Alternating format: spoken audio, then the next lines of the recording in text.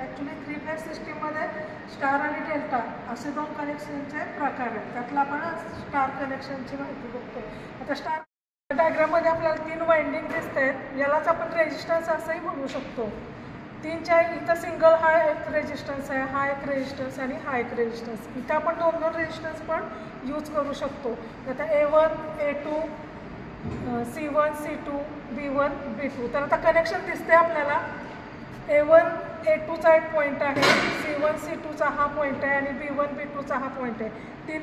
3 वाइंडिंगचे terminals एकत्र केलेत आणि ते शॉर्ट केल्यामुळे एक आपल्याला न्यूट्रल पॉईंट मिळालेला आहे. इथं एक A1चा एक टर्मिनल R फेजला जोडलेला आहे, B1चा टर्मिनल Y फेजला जोडलेला आहे आणि C1चं टर्मिनल B फेजला जोडलेलं आहे. म्हणजे इथं आपलं RYB आणि न्यूट्रल असे पॉईंट मिळालेले आहेत आपल्याला.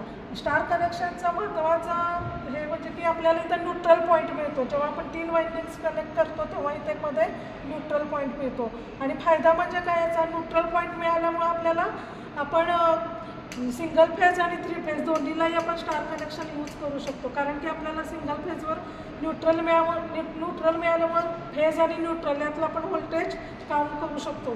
तसंच 3 फेजमधलं पण काउंट करू शकतो आपण. आता हे आपण प्रॅक्टिकली बघूया. आणि याचा उपयोग 5 HP ज्या मोटर्स असतात त्यामध्ये स्टार कनेक्शनचा यूज केला जातो आणि पॉवर हाऊसमधील अल्टरनेटच्या जोडणीकरता पण स्टार कनेक्शन यूज केलं जातं. आता आपण प्रॅक्टिकली हे चेक करूया.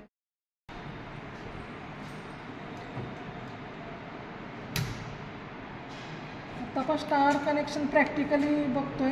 इथं तुम्हाला दिसत आहेत सेम वॅटेजचे लोड लावलेले आहेत. तसंच हे RYB आणि न्यूट्रल मेन्स आपल्याला दिलेलं आहे. आणि हे जे इथं आपण फेज व्होल्टेज काउंट करू शकतो. इथं ॲमीटरसाठी आपण कनेक्शन शॉर्ट करून ठेवलेलं आहे. इथून आपण ॲमीटर जोडू शकतो आणि रीडिंग घेऊ शकतो करंटचं. आणि आता आपण इथं हे जे बनाना टर्मिनल्स आहेत ते प्रत्येक लोडच्या पुढं लावलेले दिसतात. तिथून आपण फेज व्होल्टेज काउंट करू शकतो. आता आपण लाईन व्होल्टेज चेक करूया.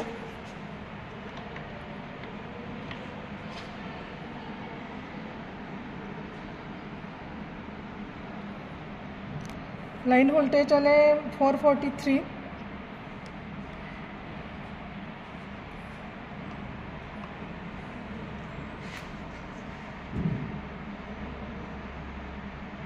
Phase voltage 252.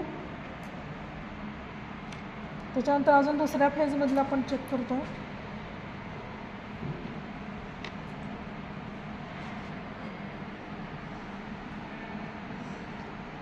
Line voltage 440 volt.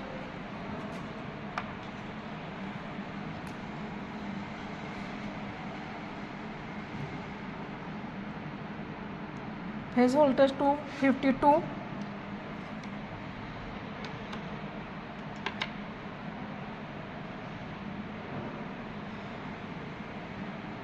Line voltage है 440 वोल्ट।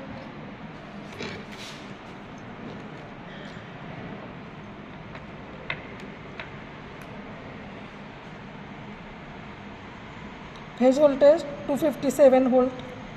ॲव्हरेज आपण तिन्ही लाईन व्होल्टेज आणि फेज व्होल्टेज मोजलेली आहेत मल्टीमीटरच्या सहाय्यानं आणि आपल्याला असं दिसून येते ॲव्हरेजली लाईन व्होल्टेज हे फेज व्होल्टेजच्या √3 जास्त आहे।